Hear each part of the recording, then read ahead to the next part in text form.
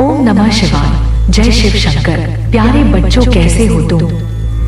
आज का यह संदेश तुम्हारे लिए दिव्य और भव्य तरीके से लाया गया है। मेरे बच्चे, आज यदि इस संदेश को तुम अंत तक सुन लेते हो तो तुम्हारे अपनों का सबसे बड़ा सत्य सामने आ जाएगा। मेरे बच्चे, मैं तुम्हारे लिए हर दिन नए नए सुविचार, नए नए संदेश लेकर के आता हूँ। तुम्हारे जीवन की समस्त अलंकृत की गई बातों को तुम्हारे सामने प्रस्तुत करता हूँ। मेरे बच्चे, बस तुम्हें इसे थोड़ा समय निकाल कर सुनना है, क्योंकि इसमें तुम्हारा बहुत बड़ा फायदा होने वाला है। यदि तुम आज इस संदेश को छोड़कर जाते हो तो तुम्हारा बहुत बड़ा नुकसान हो सकता है, क्योंकि आज मैं तुम्हें उसे सत्य से अवगत करा रहा हूँ जिससे तुम आज तक अनभिज्ञ थे।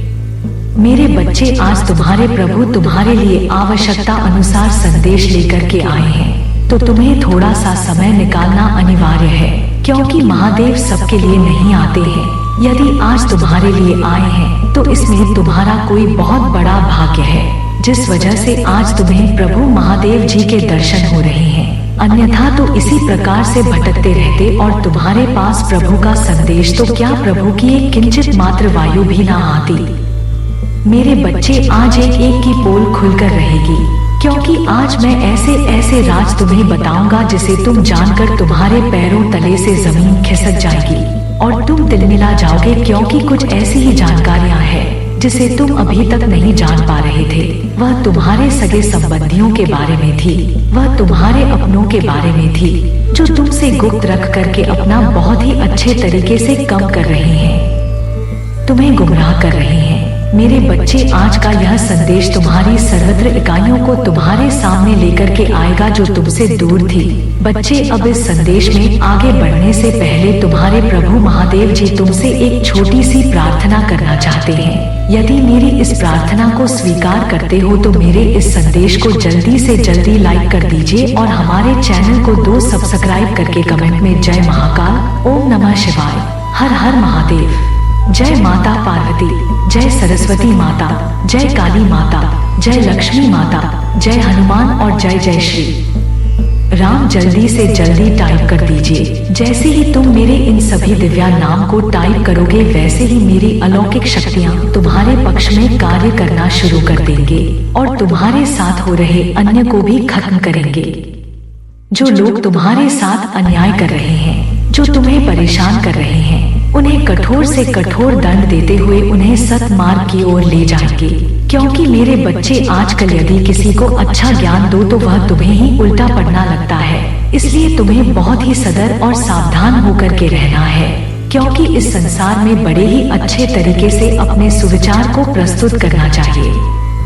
किसी दूसरे के सामने यदि वह तुम्हारी बात को मान रहा है तो उसे ही बताओ, अनीता किसी और को मत बताओ, क्योंकि किसी और को बताने से तुम्हारा ही नुकसान होगा, तुम्हारी हंसी उड़ाई जाएगी और तुम्हारे साथ दुरुपयोग किया जाएगा। मेरे बच्चे, आज मैं तुम्हारे सामने उन सभी की पोल खोल कर रहूंगा जो तुमसे बहुत परमित और तुम्हारे बहुत सगे संबंधी बनते हैं। मेरे बच्चे, तुमसे मीठी मठी बातें करके तुमसे अनेकों काम करवाते हैं और तुम्हारे साथ रह करके तुम्हारी सभी आवश्यकताओं को जानते हैं। तुम जो करते हो, जितना भी तुम्हारे साथ लाभ होता है, जितना तुम्हारी हानि होती है, उन सभी को वह जानते हुए आगे की ओर बढ़ते हैं, परंतु वह अपना राज तुम्हें नहीं बताते हैं और ना ही तुम उनके राज को तुम जान पाते हो किसी भी हालत में। इसीलिए मैं तुमसे बार बार नहीं 1000 बार समझाता हूँ कि कभी भी ऐसे लोगों पर विश्वास नहीं करना चाहिए जो तुम्हारे साथ गुप्त रह करके तुम्हारी जानकारी को निकलते हैं और दूसरों के सामने प्रस्तुत करते हैं। यही तुम्हारा सबसे बड़ा भूल है। मेरे बच्चे, आज के टाइम पर बहुत ही सोच समझकर रिश्तों को निभाना चाहिए। यदि तुम रिश्ते निभाने में पड़ गए तो तुम्हारा कुछ होने वाला नहीं है और तुम रिश्ते निभाते रह जाओगे। इसीलिए आज मैं तुम्हें उन सभी बातों से अनभिज्ञ कर रहा हूँ, उन बातों को जानकारी में तुम्हारे डाल रहा हूँ, ताकि तुम जान सको और अपने आप को बहुत ही समृद्ध होशियार बन सको। क्योंकि इस प्रकार से यदि तुम अपने जीवन का वपन करोगे तो तुम्हारा सर्वनाश हो जाएगा, तुम कभी भी आगे नहीं बढ़ पाओगे, तुम्हारे हर कण में बढ़ाएं उत्पन्न होंगे और तुम रोते रहोगे। तुम जो सोचोगे वह हो नहीं पाएगा, तुम्हारी इच्छाएं कभी पूर्ण नहीं हो पाएंगे तुम्हारा परिवार तिल मिलता रहेगा और उन्हें आवश्यकता अनुसार कुछ भी प्राप्त नहीं हो पाएगा। मैं तुम्हें बार बार समझाने का इसीलिए प्रयास करता हूँ कि मेरे बच्चे, जीवन बहुत ही अनमोल है और जीवन में जो तुम्हारे सदस्य हैं, जो बहुत ही तुम्हारे प्रिय है, वह भी तुम्हारे अपने हैं और जो तुम्हारे साथ यह जान का नाटक कर रहे हैं, उनसे तुम्हें सावधान रहना है और उन्हें हर पल पर यह जानकारी रखता है कि वह तुम्हारे साथ क्या कर रहे हैं और कैसा बर्ताव कर रहे हैं। यदि तुम ऐसा करते हो तभी तुम्हारा जीवन सुचारू रूप से चल पाएगा अनीता, अन्यथा जीवन में जो भी उथल पुथल मचाने वाली है और मचली जाएगी। मेरे बच्चे, तुम्हारे घर के कुछ ऐसे सदस्य हैं जो चोरी चुपके कुछ ऐसे कार्य कर रहे हैं, इसे तुम जान नहीं पा रहे हो और तुमसे अनद रह के वह अपने कार्य को पूर्ण कर रहे हैं। मेरे बच्चे, मैं जानता हूँ तुम इतना मेहनत करते हो, इतना परिश्रम करते हो, तुम कुछ भी पाने के लिए कुछ भी कर सकते हो, चाहे जैसी स्थिति हो, चाहे जैसा तुम्हारा जीवन में परिवर्तन आ जाए, चाहे तुम दिक्कतों का सामना करना पड़ जाए, चाहे किसी से टकराना पड़ जाए, चाहे पहाड़ के सामने खड़ी होकर के उससे लड़ना पड़ जाए, फिर भी तुम वह ऐसा कर सकोगे क्योंकि तुम्हें उसी चीज को पाना है। तुम्हारा हौसला बुलंद है, तुम्हारे अंदर जो जुनून और जो जज्बा है वह बहुत ही सराहनीय है क्योंकि तुम्हारे जैसा जिगरा रखने वाला कोई है ही नहीं। आज भी तुम्हारे पास सब कुछ है तो तुम्हारी इसी मेहनत और इसी ताकत की वजह से है। तुम्हारे अंदर जो कुटकुट करिया साहस भरा हुआ है, इसी की वजह से तुम हर चीज में कामयाब हो जाते हो। परंतु मेरे बच्चे, तुम अपनों से धोखा खा जाते हो। तुम्हारे अपने तुम्हारे साथ छल कर जाते हैं, तुम्हारे साथ ऐसा कांड कर जाते जिसे तुम जान ही नहीं पाते हो। मेरे बच्चे, तुम यदि अभी समझ सकते हो तो समझ जाओ, अन्यथा तुम्हारे साथ बहुत बड़ा घटना घटने वाली है क्योंकि मेरे बच्चे, तुम्हारे इस कूटनीति की वजह से ही तुम्हारे साथ बहुत बड़ा फ्रॉड होने वाला है। तुम्हें उसी तरीके से फंसाया जाएगा जहां पर तुम कभी भी निकल नहीं पाओगे क्योंकि तुम्हारी मेहनत को देख करके सभी के अंदर जलन उत्पन्न हो रही है। वे तुम्हारे जैसी मेहनत नहीं करना चाहते हैं और ना ही कर पाएंगे। तुम्हारी मेहनत को देखकर तुम्हें देखते ही रहते हैं, तुम्हें ताकते ही रहते हैं, परंतु भी यह नहीं जानते हैं इतना परिश्रम करना किसी के बस की बात नहीं है। जिस प्रकार से तुम परिश्रम करके आगे को बढ़े हो, उसी प्रकार से तुम्हारे जीवन का भी परिवर्तन हुआ है। यदि तुम ऐसा नहीं करते तो तुम्हारे जीवन का परिवर्तन नहीं होता और जो परिवर्तन नहीं होता तो तुम्हारे जीवन में सुचारू रूप से वस्तुएं ना होती जिसे तुम चाहते हो, जो तुम्हारे लिए आवश्यकता बनी हुई है, जो तुम्हें अधिक प्रिय है, जिसकी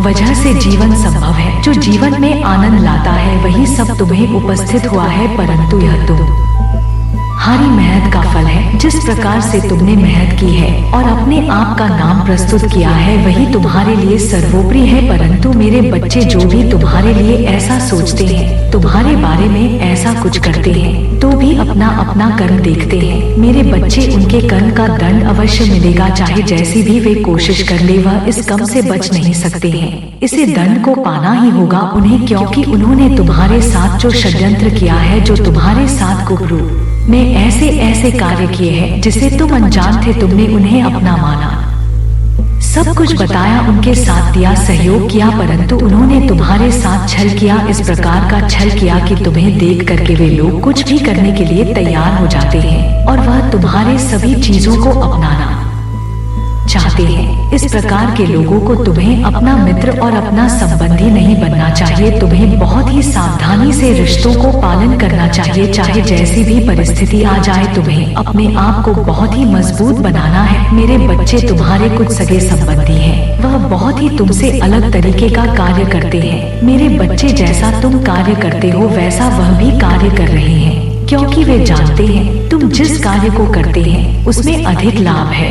अधिक पैसा है। वह तुमसे जानकारी गुप्त रूप में लेते हैं और वही कार्य कर रहे हैं ताकि तुम जान ना पाओ। जब यह सक्षम हो जाएंगे, सफल हो जाएंगे, तब वह तुम्हें बताएंगे, तब तुम स्वयं ही जान जाओगे कि वह तुम्हारे साथ कितना बड़ा अन्याय कर रहे हैं। क्योंकि जब तुम्हारे जैसा कार्य करेंगे तो तुम्हारी आमदनी कम होगी, फिर तुम उतना नहीं काम पाओगे ना तुम पहले काम लेते थे। फिर तुम्हें देखकर ऐसा कार्य करने जा रहे हैं, परंतु वे तुमसे बताते नहीं हैं। तुम्हारे सामने भोली सूरत लेकर के आते हैं और तुम्हारे से जानकारियां लेते हैं। तुम यह नहीं जानते हो कि यह लोग तुम्हारे साथ क्या कर रहे हैं। यही तो तुम्हारी सबसे बड़ी भूल है। यदि तुम इस भूल को सुधार लेते तो तुम्हारे जीवन का अस्तित्व ही कुछ और होता, तुम कहीं और पर आज टाइम पर होते, तुम्हारे पास सब कुछ होता, तुम कभी भी हार ना मानते और तुम्हारे जीवन को किसी भी तरीके से बदलाव की ओर ना लाया गया होता, जहाँ पर तुम्हारे लिए सभी कार्य संभव हो गए हैं। क्योंकि तुमने आज तक जितने भी कार्य किए हैं सब संभव कर दिए। चाहे जैसी स्थिति हो उसी स्थिति को तुमने पर किया है, उसी स्थिति को तुमने निभाया है। जीवन का हिस्सा इस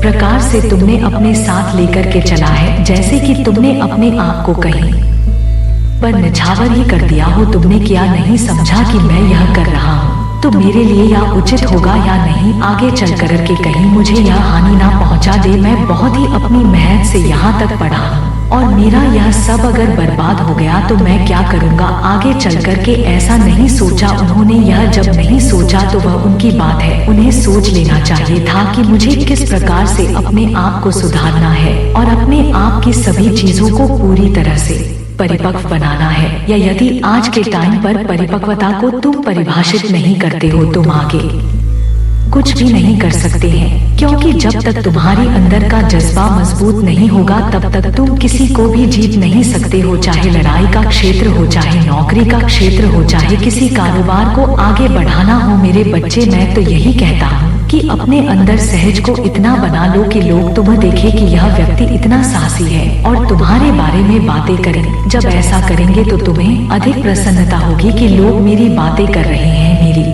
प्रशंसा कर रहे हैं, मैं इस लायक का हो गया हूँ। आज तुम्हारे जीवन की जितनी भी कमियां हैं वह सब पूर्ण हो जाएंगे। यदि तुम इसी प्रकार से आगे भी कार्य करते रहे तो तुम्हारा जीवन आसान हो जाएगा। आसान नहीं बल्कि बहुत ही सरल हो जाएगा। तुम जो नहीं सोचो हो वह भी तुम्हें मिलेगा, क्योंकि आज के टाइम पर आवश्यकताओं और इच्छाओं को पूरा करना ही सबसे बड़ा धर्म हो गया है। सबसे बड़ा वही लक्ष्य है। यदि तुम्हारी इच्छा है पूर्ण है तो तुम्हारे जीवन में सब कुछ है, सुख है, शांति है, वैभव है, रुपया है, पैसा है। और यदि तुम्हारे अंदर शांति ही नहीं है तो तुम क्या करोगे? अपने अंदर की भड़ास को इधर से उधर निकलते रहोगे, फिर भी तुम्हारे को चैन नहीं मिल पाएगा और तुम एकांत में कहीं भी निवास नहीं कर पाओगे। मेरे बच्चे, आज मैं तुम्हारे जीवन के बारे में संपूर्ण कथा को प्रस्तुत कर दिया है। जैसी जैसी तुम्हारी स्थिति थी, जैसी जैसी तुम्हारी सिचुएशन थी, उसी के आधार पर मैंने यह सब तुम्हें बताया है। यदि तुम अभी अपने जीवन को इसी प्रकार से चलाना चाहते हो तो वह तुम्हारी इच्छा है, परंतु मेरा तो यह विचार है कि तुम अपने जीवन में सुधार लो और बहुत ही होशियारी, बहुत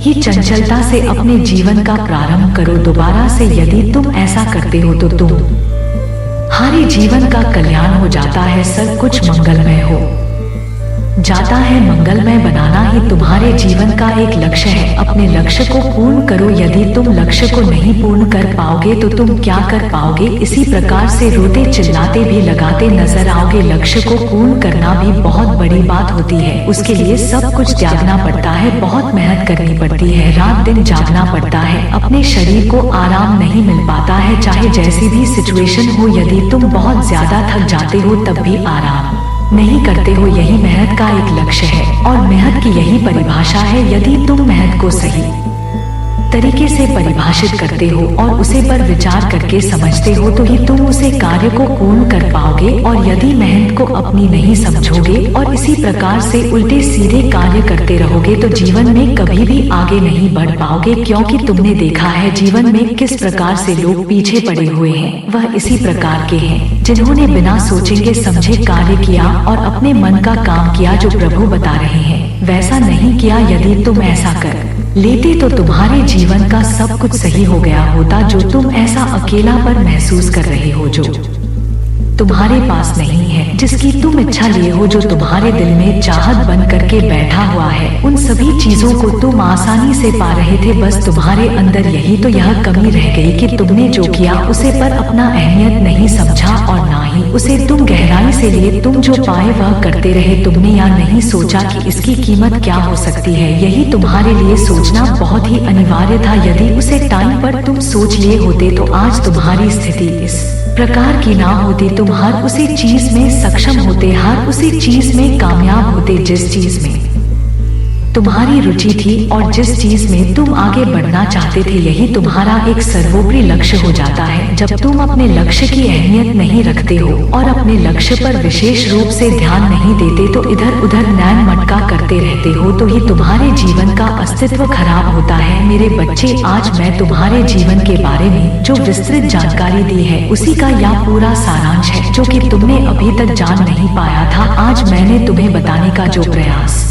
किया उसे पर अपनी सहमति दीजिए कि हाँ, जो मेरे प्रभु बता रहे हैं उसे मैं सहमत हूँ और आगे भी इसी प्रकार से सहमत रहूंगा। मेरे बच्चे, अब मैं तुम्हें कुछ और बताने जा रहा हूँ जो थोड़ा बहुत ही हटके अलग हटते हैं। यदि तुम इस मेरी पूरी बात को समझ जाते हो तो तुम्हारे जीवन के सभी पाप से मुक्ति मिल जाती है। यदि पाप मुक्त होना चाहते हो तो यह आगे की पूर्ण कहानी सुनते रहो और अपनी प्रतिक्रिया व्यक्त करते रहो, हाँ या नहीं, बीच बीच में टाइप करते रहो। मेरे बच्चे, पूर्व समय की बात है, ब्रह्मा और विष्णु का संवाद है। यह सुनकर ब्रह्मा और विष्णु ने कहा, हे प्रभु, सरगामी पंचकृत्य क्या है, इसका लक्षण मुझे सुनाई। श्री शिव जी बोले, मेरे सारे कार्य ज्ञान ग्रह है तथा सुनो, हे ब्रह्मा, है विष्णु, स्थिति, संधार, तिरुभाव, अनुग्रह, यह मेरे 5 कृत्य जगत में नित्य सिद्ध है। इसमें संसार के आरंभ का नाम सर्ग, उसके रखने का नाम स्थिति, नष्ट का संघर्ष, उत्क्रमण, रोभाव और संसार, यह स्वर्ग से मुक्त होने का नाम है, अनुग्रह है। यही मेरा 5 कृत्य है। यही कर्मों के द्वारा मैं संसार का संचालन करता हूँ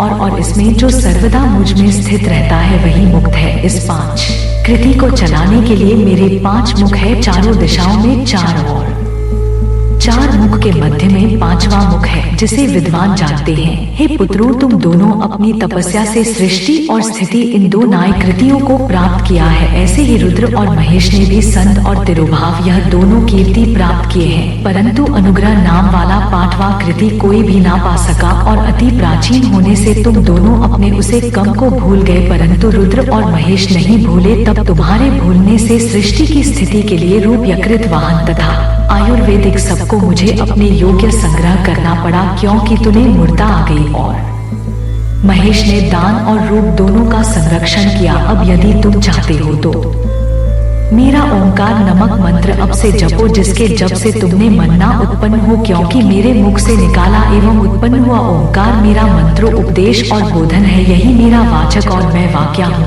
यह मंत्र मेरी आत्मा है और इसका स्मरण करना ही मेरा स्मरण है। श्री नंद किशोर कहते हैं कि उमा सहित शिव जी ने उत्तर की ओर मुख करके ब्रह्मा और विष्णु को इसी मंत्र का उपदेश कर गुरु मंत्र दिया। तब से ब्रह्मा और विष्णु उनके आत्म रूप हो गए और उन्होंने अपने को शिव को समर्पित कर दिया। तब ब्रह्मा और विष्णु ने देवाधिदेव महादेव से हाथ जोड़कर कहा है, हे परमात्मा, आपको नमस्कार है। हे संसार के रचिता है, 5 मुख देने वाले, आपको प्रणाम है। जब इस प्रकार स्तुति कर दोनों ने शकल निष्कल गुरुदेव शिव जी को नमस्कार किया, तब महादेव जी ईश्वर बोल, ही पुत्रों में तुमसे सभी तत्वों का वर्णन कर यह मंत्र भी बतला दिया है कि जिसका जाप कर मेरे स्वरूप को प्रत्यक्ष जान सकते हो। मेरा बतलाया हुआ यह मंत्र भाग्य विधायक और सब प्रकार के ज्ञान को देने वाला है। जो इसे मार्गशीर्ष की अर्थ वाली चतुर्थी में जपत है और यदि अर्थ सूर्य गति की होती है तो इस एक ही मंत्र का जाप करोड़ गुना हो जाता है। इसमें प्रातः संध्या समय मेरा दर्शन भी युक्त फल देता है। मेरे लिंग स्तंभ और मेरे बर मूर्ति, इन्हीं दोनों का पूजन करना उत्तम है। ओंकार मंत्र से लिंग का और पंचाक्षरी शिवाय नमः मंत्र से बैर का मूर्ति का पूजन करना योग्य है। ऐसा करने से मेरा पद सुलभ हो जाता है। ब्रह्मा और विष्णु को ऐसी शिक्षा देकर शिव जी अभी अंतर्ध्यान हो गए। यह सुनकर ऋषियों ने पूछा है, सूत जी, कैसे लिंग की स्थापना करनी चाहिए और उसके क्या लक्षण है, जिस देश अथवा काल में तथा जिस प्रकार उसका अर्चन करना योग्य है, कृपा कर मुझे बदला दीजिए। सूत जी बोले हैं, ऋषियों, गंगा अधिक पवित्र नदियों के तट पर अथवा जैसी इच्छा हो वैसे ही लिंग की प्रतिष्ठा करें, किंतु पूजन नित्य होता रहे पृथ्वी संबंधित द्रव्य जल में अथवा तेजस अर्थात धातु आदि से बना हुआ जैसी रुचि हो वैसे शिवलिंग रोपण करें। 4 मूर्ति बनानी हो तो छोटी बनने, अचल बनानी हो तो बड़ी बनने। शिव जी के लक्षणों से संयुक्त सिंहासन पर मूर्ति को पधारे मिट्टी, पत्थर और लोहा आदि के साँचे से इन्हीं धातुओं का 12 अंगुल का लिंग उत्तम होता है। यदि इससे न्यून होगा तो न्यू फल देगा, अधिक अंगुल का होने से कुछ शेष भी नहीं है। लिंग यावर दोनों ही की मूर्ति पूजा शिव पद को देने वाली है। लिंग का स्थावर जंगल या भी दो रूप है। स्थावर लिंग तारो गुलाम लता आदि है और जंगल लिंग क्रमिक कीट आदि है। विद्वान जन स्थावर जंगम में इन्हीं को संभाल कर इनमें सुख पूर्वक अनुराग रखने एवं इस प्रकार की शिव पूजा करते हैं तथा कोई भक्त श्री शिव जी की गो में श्री उमा सहित बैठा कर उन भगवान की पूजा करते हैं और इस प्रकार के महालिंग की स्थापना का उनको अनेक प्रकार से पूजते हैं। गुरु से जानकर स्नान वस्त्र गंध पुष्प धूप दीप तांबूल नावेदार्य दर्पण आदि नमस्कार आदि करें, इसे शिव पद की प्राप्ति होती है। लिंग चाहे मनुष्यों या ऋषियों द्वारा स्थापित किए गए हैं, नए स्थापित हो या स्वयं प्रादुर्भाव संगीत शिव जी की पूजा कर लेते हैं। इसी प्रकार स्थान का भी कोई भेद नहीं है, जहाँ चाहे लिंग पूजन कर लेवे, इसका कुछ निषेध नहीं है। शिव जी सर्वत्र फलदायक है। जो श्रद्धा पूर्वक शिव भक्त को लिंग दान या लिंग मूल्य देता है उसे महान फल की प्राप्ति होती है। जो नित्य 100 हज प्राणों का जाप करता है अथवा प्रातः संध्या दोनों समय जो 1000 जाप करे तो उसे शिव पद की प्राप्ति हो। ब्राह्मणों को पंचाक्षरी शिवाय नमः के जप से प्रणाम करना चाहिए तथा फल प्राप्ति के लिए गुरु से दीक्षा पूर्वक मंत्र लेना चाहिए। योग्य है गुरु ज्ञानी होना चाहिए और उसमें भी ब्राह्मण होना योग्य है। ब्राह्मण को नामक शब्द पहले बोलना या लगाना चाहिए। अन्य वर्ण में नमः शब्द कहे स्त्रियां यथाविध अंत में नमः शब्द लगावे। ब्राह्मण की स्त्री नम कहला लगावे। जो इस प्रकार 5 करोड़ मंत्र जपे वह सदाशिव के समान हो जावे। 1 2 3 4 करोड़ जपे तो ब्राह्मण को का पद पावे। यदि इस प्रकार जब और पूजा का क्रम चलावे तो नित्य 1-2 ब्राह्मणों को भोजन करवे। यदि कोई ब्राह्मण नित्य प्राय 1008 गायत्री का जाप करे या नित्य वेद मंत्र सूक्त को जपे तो वह शिव पद को पा। इस अतिरिक्त और भी बड़े बड़े मंत्र हैं कि जिनके जपने और वेद का पारायण करने से शिव पद की प्राप्ति होती। 6 मित्रों में जो मंत्र अपने को प्रिया लगे उसे ही जपे। यदि कोई ओम इस मंत्र को 1000 बार जपे तो उसके सब मनोरथ पूर्ण। विद्वान को चाहिए कि वहाँ आमरण शिव क्षेत्र में निवास करें। जहाँ कहीं मनुष्य द्वारा ले पधार आया हो वहाँ 100 हाथ तक पूर्ण क्षेत्र होता है। वहाँ जो भी पुण्य कर्म किया जाता है उसका 100 गुना फल मिलता है। और जहाँ ऋषियों ने लिंग स्थापित किया हो वहाँ 1000 हाथ तक और जो लिंग स्वयं निकले होते हैं वहाँ पर 4000 हाथ की दूरी तक शिव क्षेत्र माना जाता है तथा उसका पुण्य भी वैसा ही उतना ही अधिक होता है। कवियों का कहना है कि ऐसे पुण्य क्षेत्र में कुआं बावली तालाब और तलाई आदि का होना आवश्यक है, उसे शिवगंगा कहते हैं। ऐसे स्थान में दान जप करना सर्वथा ही कल्याण पद है। मासिक सपक वार्षिक पिंडदान बरसी आज शिव क्षेत्र में करने से सब पापों से मुक्ति कर देता है। शिव क्षेत्र में 753 या 1 रात अवश्य ही निवास करें। वर्णन अनुसार इसका भी उतना फल प्राप्त होता है। कम से तुरंत सिद्ध और निष्काम से शिव पद की प्राप्ति होती है। विशेषकर कलयुग में तो यह और भी सरल है। इतना सुनकर ऋषियों ने कहा है सूत कि अब हमें ऐसे सभी पुण्य क्षेत्र का वर्णन संक्षेप में सुनाइए कि जिसका सभी स्त्री पुरुष आश्रय लेकर शिव पद को प्राप्त करते हैं। यह योगों ने श्रेष्ठ इन क्षेत्रों का आगमन कैसे हुआ यह भी मुझे सुनाई। शुद्ध जी ने कहा है ऋषियों क्षेत्र का आगमन जैसे हुआ वह सब श्रद्धा सहित सुनिए मेरे बच्चे। इस प्रकार से जीवन में भगवान भोलेनाथ का महत्व है। यदि आप भगवान भोलेनाथ का श्रद्धा भाव से पूजन पाठ अर्चना करते हैं तो भगवान भोलेनाथ तुम्हारी सभी मनोरथ को पूरा करते हैं और तुम्हारे जीवन में हो रहे उपद्रव हो रही समस्याओं का नाश करते हैं। यदि इसी प्रकार से निरंतर शिव भक्ति में डूबे रहते हो तो तुम्हें किसी बात की चिंता करने की आवश्यकता नहीं है। चाहे वह शत्रुओं की समस्या हो, चाहे वह पैसे की समस्या हो, चाहे जीवन में कोई बीमारी हो, चाहे जैसी भी परेशानी हो, सब भगवान भोलेनाथ पर समर्पित कर दो। भगवान भोलेनाथ स्वयं सभी समस्याओं का निवारण कर देंगे और तुम्हें उसे रास्ते पर पहुंचा देंगे जहां पर तुम्हारे लिए सब कुछ पर्याप्त होने वाला है। आज मैं इस कहानी के माध्यम से तुम्हें सब कुछ पूरी तरह से बतला का प्रयास किया है। यदि इसमें से तुम्हें कुछ भी बातें समझ में आई है तो बहुत ही अच्छा है। तुम्हें एक सीख देने के लिए मैंने यह सब सुनाया है। अब तुम्हें आगे भी इसी प्रकार से सुना चाहिए, क्योंकि मैं जो भी बताता हूँ वह सत्य बताता हूँ, कोई भी बात सत्य नहीं बताता हूँ। मेरे बच्चे, आज यदि मैं तुम्हारे साथ कुछ अच्छा करने का प्रयास किया है तो कमेंट बॉक्स में हाँ करें। यदि मेरी बातों में सत्यता लगती हो तो एक बार और हाँ टाइप करें, टैप करें कि आज मेरे प्रभु महादेव जी ने मेरे जीवन का इस प्रकार से उजागर किया है। जो मेरे जीवन में ब्लैकमेल हो रहा था, जो मेरे साथ अन्याय हो रहा था, आज उसका खुलासा मेरे प्रभु महादेव जी ने किया है। ऐसा उन्होंने इसलिए किया है ताकि मुझे आगे की ओर ले जाए और मेरे जीवन की समस्याओं को दूर करें। जो भी समस्याएं, जो भी दिक्कत है, जो भी उलझने हैं, जो मेरे साथ विश्वासघात हो रहा है, वह सब में पूरी तरीके से जाओ और अपने जीवन में सावधान हो जाओ। सावधानी का परिचय देते हुए मैं अपने जीवन को आगे बढ़ाई और अपने जीवन का अच्छे से आनंद लो। कभी भी कोई मेरे जीवन में रुकावट ना आए, कभी भी मेरे साथ कोई अन्य ना हो, चाहे जैसी भी परिस्थिति हो, चाहे जैसा भी समय हो, सबसे मैं पहले ही अलग है जो और मेरा रास्ता साफ हो जाए, क्योंकि मेरे पक्ष में मेरे प्रभु महादेव जी मेरे साथ साथ है, मेरा कल्याण कर रहे हैं, मेरी रक्षा कर रहे हैं। जिस प्रकार से उन्होंने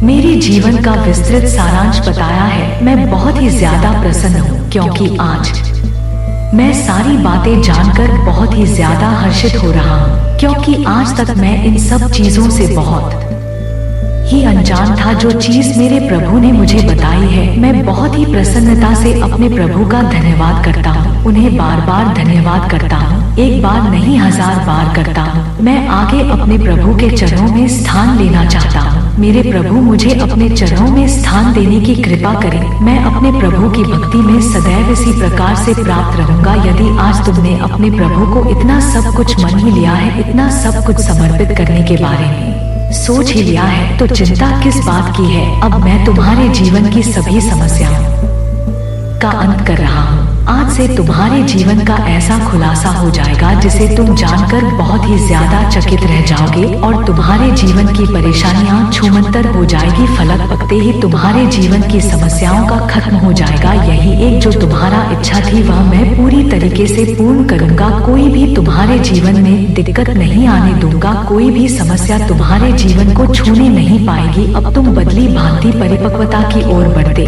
चले जाओगे और अपने जीवन में आसानी से अपने जीवन का निर्वहन करो। जीवन में हो रही समस्याओं से दूर रहोगे और अपने आप को सुख की अनुभूति करवाओगे। तुम्हारे जीवन में सुख का इस प्रकार से बवंडर आएगा कि हर चीज तुम्हारे लिए खुशहाली लगने लगेगी, हर चीज तुम्हारी हो जाएगी, हर चीज पर तुम्हारा अधिकार हो जाएगा। तुम एक बहुत ही सहमे हुए और बहुत ही ईमानदार व्यक्ति बन जाओ। जीवन में चाहे जैसी भी परिस्थिति आए, हर परिस्थिति से तुम सामना करते रहोगे और तुम्हारे जीवन में पर्याप्त रूप में रुपया पैसा सब कुछ आता रहेगा। तुम अपने जीवन का आनंद लेते रहोगे। यही मेरी एक इच्छा थी, मैं हर इच्छा तुम्हारे लिए पूर्ण कर रहा हूँ मेरे बच्चे। मैंने जो कुछ भी समझाया, जो भी कुछ बताया, वह तुम्हारी अच्छे तरीके से समझ में आ गया होगा। मेरे जाने का समय आ गया है, अब मैं चलता हूँ। अगला संदेश की तुम प्रतीक्षा करना। मैं अगला संदेश बहुत ही जल्द लेकर के आऊंगा, क्योंकि मैं बहुत ही बसरी से तुम्हारे लिए संदेश इकट्ठे करता हूँ और तुम्हारे पास लेकर के आता हूँ। तो तुम्हें भी थोड़ा इंतजार कर लेना चाहिए, क्योंकि तुम्हारे हित के लिए ही मैं ऐसा करता हूँ। तुम्हारा कल्याण हो, तुम्हारा जीवन मंगलमय हो। ओम नमः शिवाय। हर हर महादेव। जय माता पार्वती, जय सरस्वती माता, जय ओम नमः शिवाय भोलेनाथ। हर हर महादेव। जय श्री कृष्णा। राधे राधे।